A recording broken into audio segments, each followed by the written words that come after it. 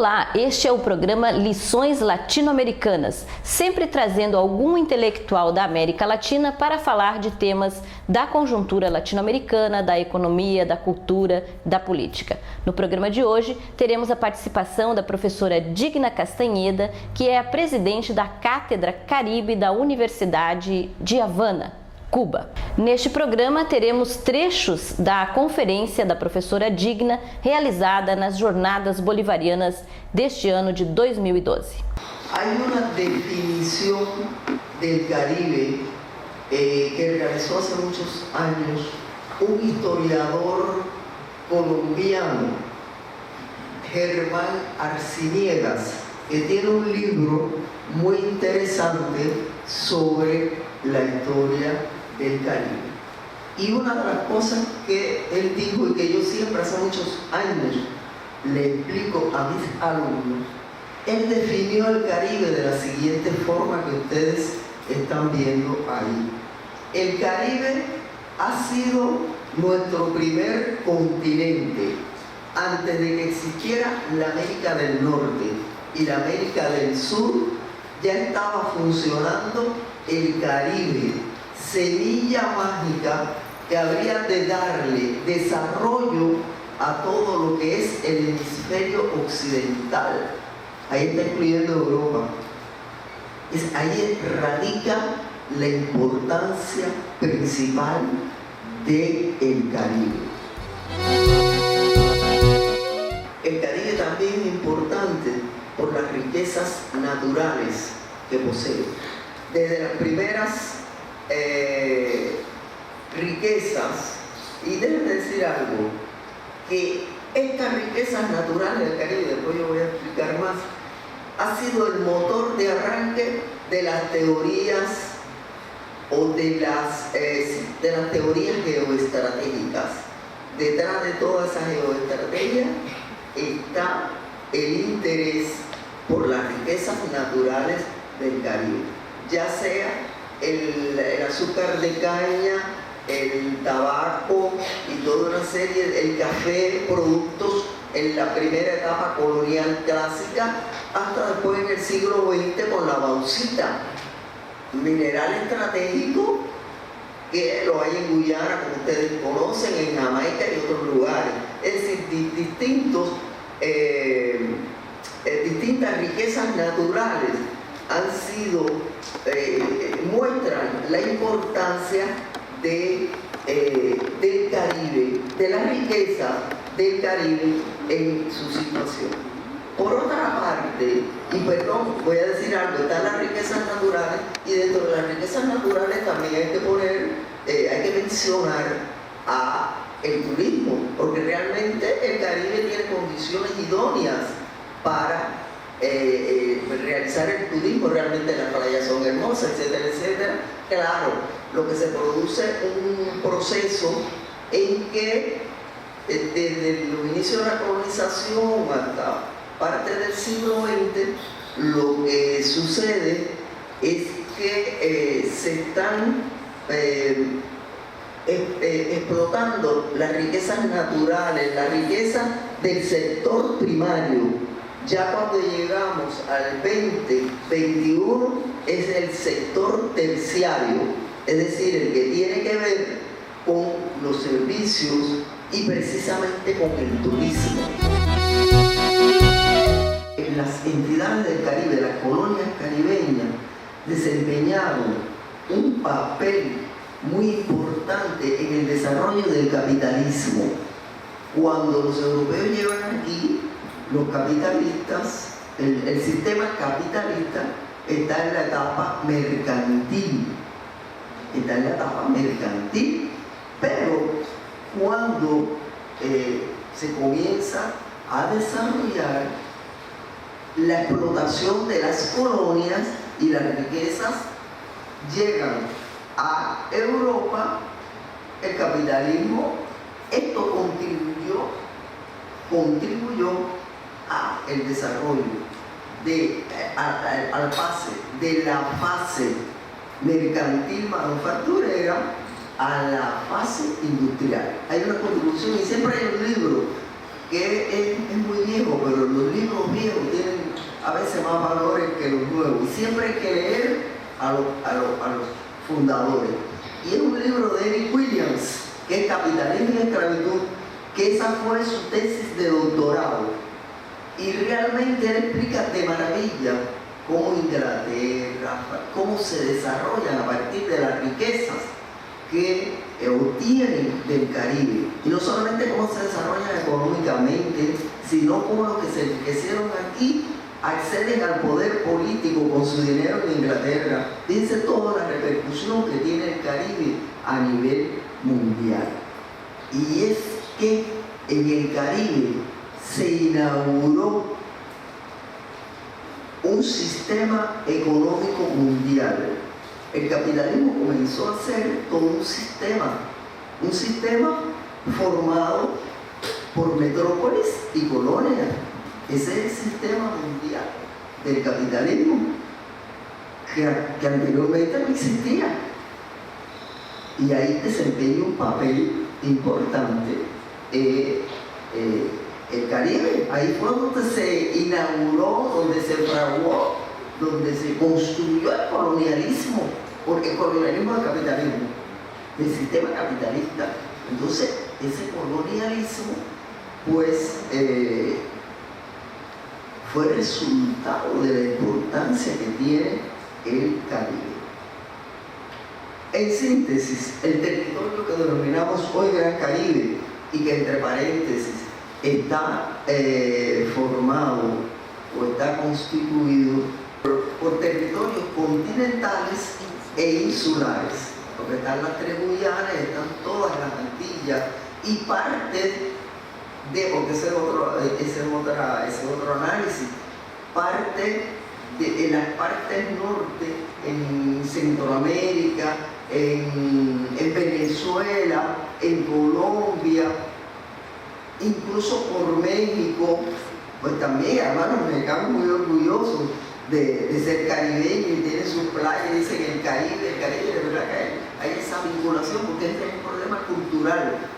El Caribe actual es una construcción histórica que hicieron las potencias europeas. Las potencias europeas que llegaron y ocuparon territorio, empezando por España, Francia, Inglaterra, Holanda, Dinamarca y hasta Suecia tuvo una colonia. ¿Cuántas potencias dividían y fraccionando el Caribe? Y todas con sus distintos sistemas políticos, con sus características, etc. Entonces, estas metrópolis tenían iguales objetivos, explotar, pero tenían diferentes sistemas. Los objetivos eran los mismos, pero su sistema de gobierno que implantaron en sus colonias era diferente. Objetivos iguales, pero diferentes formas de llevar a cabo su colonización.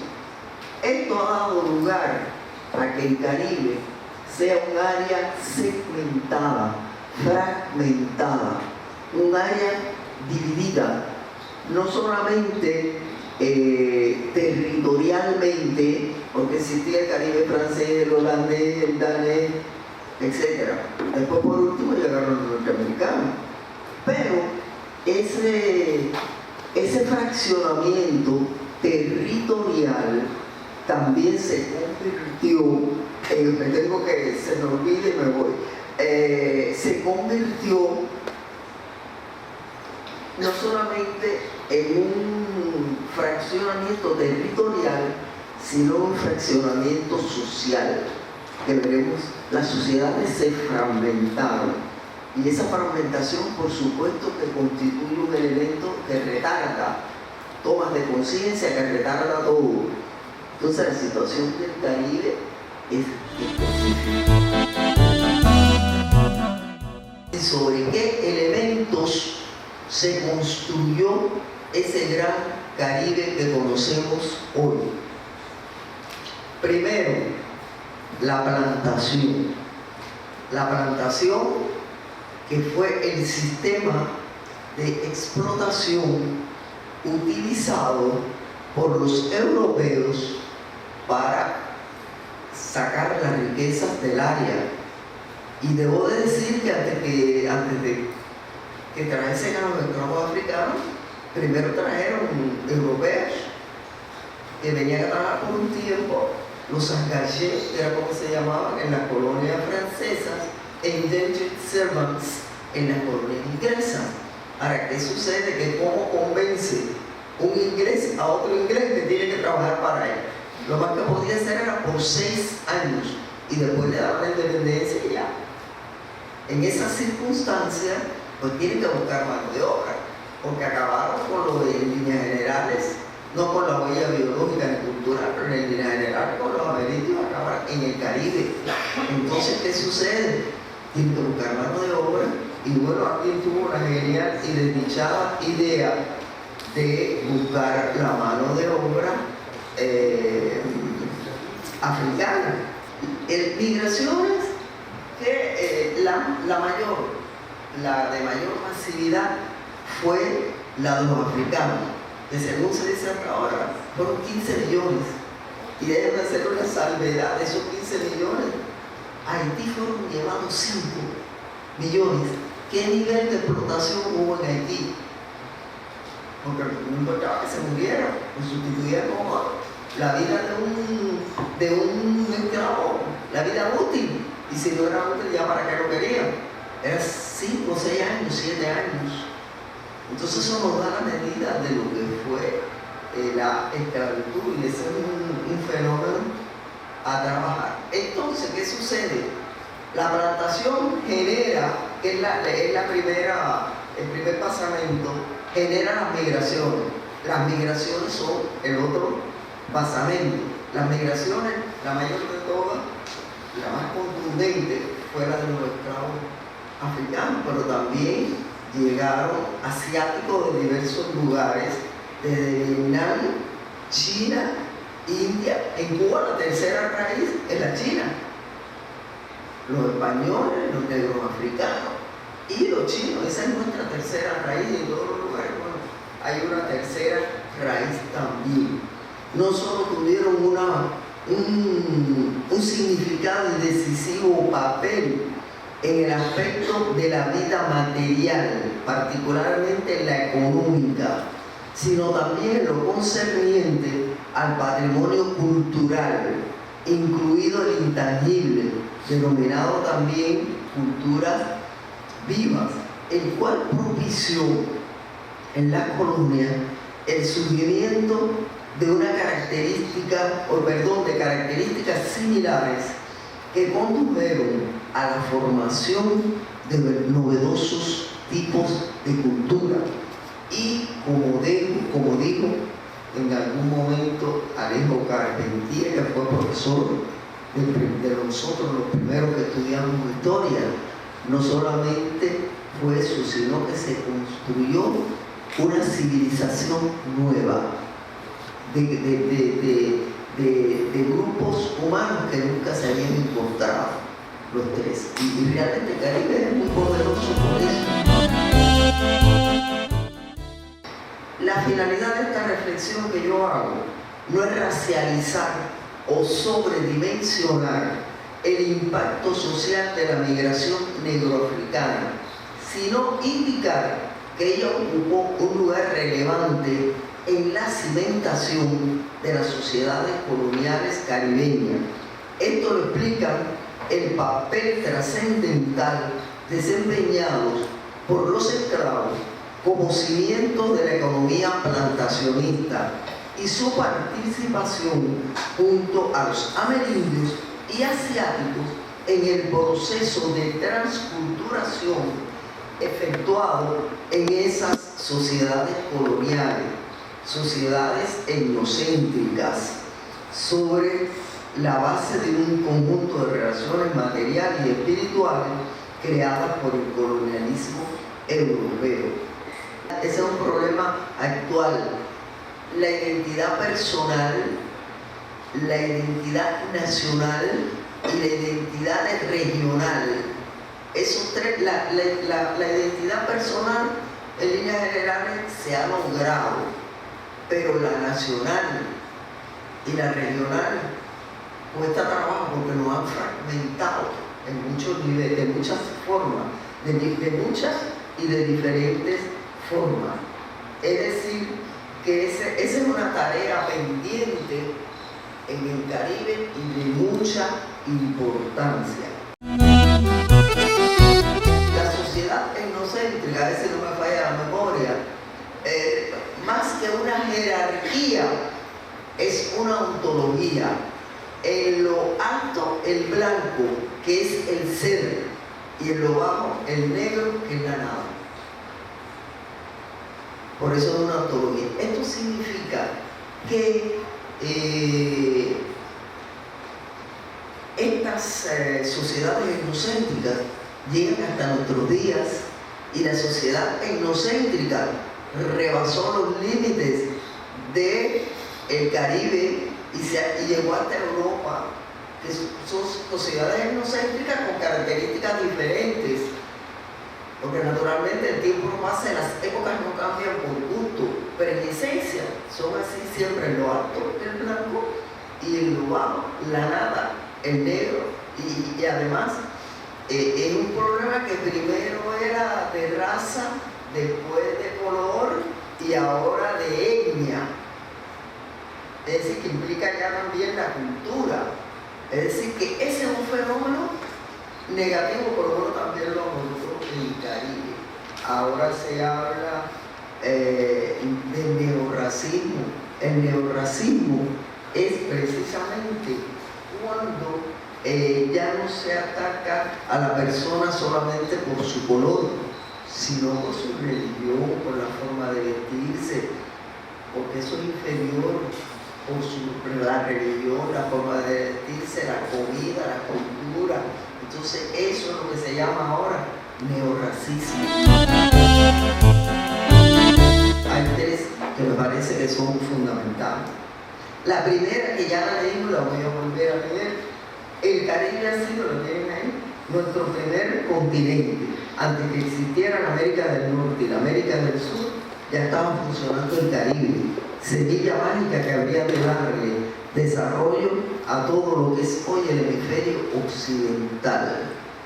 Eso es para pensar un gran rato todo lo que dijo este hombre con respecto a la importancia del Caribe. Es de eso lo que está hablando. Entonces, hay otra definición que hay que tenerla siempre en cuenta, y es la siguiente definición de Juan Bosch, que dice: la historia del Caribe es la historia de la lucha de los imperios contra los pueblos de la región para arrebatarle sus ricas tierras. Es también la historia de la lucha de los imperios unos contra otros para arrebatarse porciones de lo que cada uno había conquistado. Y es por último la historia de los pueblos del Caribe para libertarse de sus amos imperiales. Es la etapa esta que estamos viviendo. Y hay una novedosa e interesante reflexión. Él está viendo el Caribe cómo va a ser en el futuro, que ya no va a ser ni las Antillas, ni va a ser el Gran Caribe, va a ser algo más, porque hay un problema: las migraciones están desempeñando, los inmigrantes están desempeñando un papel que habrá que ver hasta dónde va a llegar en todo y cada uno de los lugares. El inmigrante está marcando. Gilman dice lo siguiente en su definición: el Caribe del mañana no será exclusivamente una concepción anglófona o hispánica, y no estará atada únicamente a un espacio geográfico o a una definición. Será una comunidad que comparta intereses y estrategias económicas, sociales y políticas, con la inclusión de diferentes lenguas y expresiones culturales, sin detrimento de la diáspora caribeña. La cooperación interestatal figurará entonces como una de las tantas esferas de interacción. Además, indica que esta visión de la región no se limita a la perspectiva etnohistórica, sino que es también una postura de resistencia a la noción de cultura de cuenca.